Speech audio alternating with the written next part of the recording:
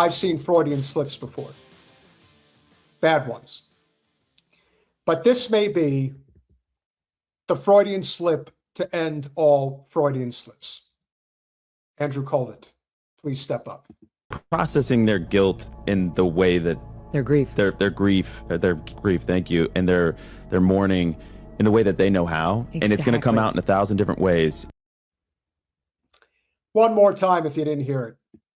They're processing their guilt in the way that their grief, thank you, and their mourning in the way that they know how. Exactly. And it's going to come out in 1,000 different ways. Nobody makes a slip like that unless it's on their mind. Nobody. Now, we can joke about it and say, he didn't mean to say that. Sure, he didn't mean to say it, but he said it. And if that's not a guilty man, I've never seen one.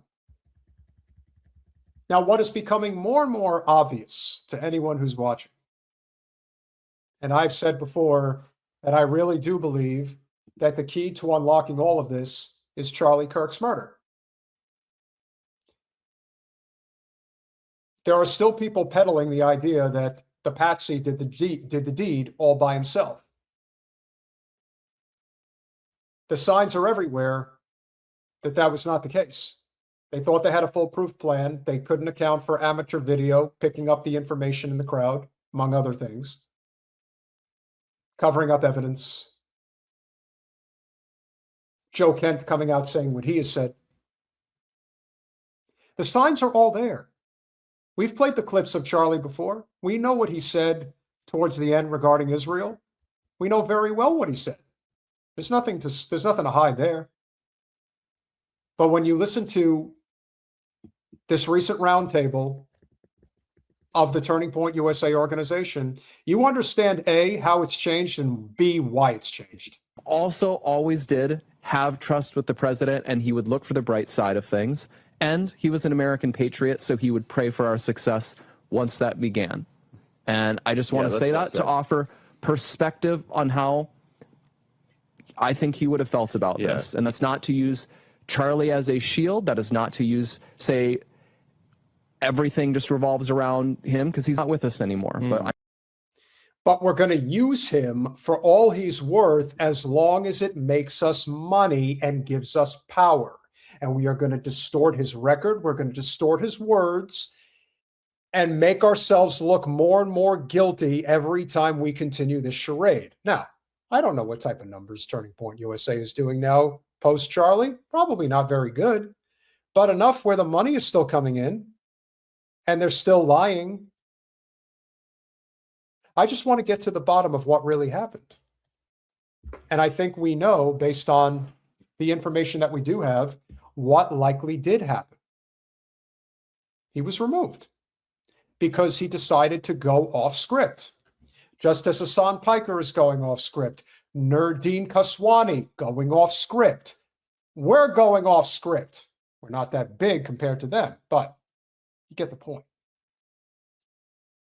And they're going to come out here and they're going to pull this shit. They're going to say that Charlie said this or believed this. How do they know that? We have him on record saying something completely different. You're going to say that he said this in private? I'm sure you would. But you just make yourselves look more guilty, like you're in on something. Like Andrew Kolvet saying, our guilt. Yes, your guilt. Because you're guilty and you're involved. And eventually, the walls are going to close in on you. Joe Kent is not the only person who thinks you're guilty. Many others, I'm sure, do. Joe Kent just happens to be one who decided to say something about it. I know people, all of us are feeling the lack of Charlie in a moment like this because he was a natural leader of the movement. Well, I think that's also, like, as soon as all of this broke out, you saw that social media immediately went to go find Charlie clips, because he still is, even in death, like the leading voice on a matter like this. Well, and sorry, go ahead. No, I was just going to say, and it makes me upset, though, because for these people that didn't actually know Charlie, like Blake, you said it, in private, he would be not happy with the situation. And he would express his thoughts. You would oftentimes see him talk about it on the show. But then as soon as this would happen, he would have trust in the president. He would try to calm people down. And so it's really irritating for me to see so many people on social media have the opposite reaction, to use his voice to actually cause chaos, to actually cause fear of the situation, to actually cause hatred of President Trump in this whole ordeal, when actually that's not what he would want. Well, I'll tell you what he would want. He would just want the truth to come out. But you can't say that anymore because he's dead. If there is a reason, a sole reason, and usually it's never just one, but if there is a sole reason why Charlie Kirk is dead, it's because he got in the way of Israel's desire for the U.S. to back them in a war against Iran. He made it very clear. He did not want that. He went to the president and met with him privately and said so as much. And then the big meeting in the Hamptons happened.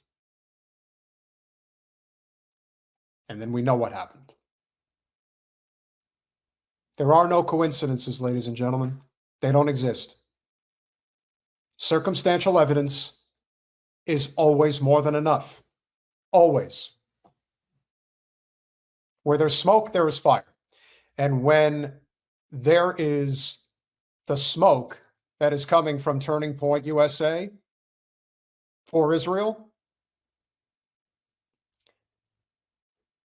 it's a forest fire.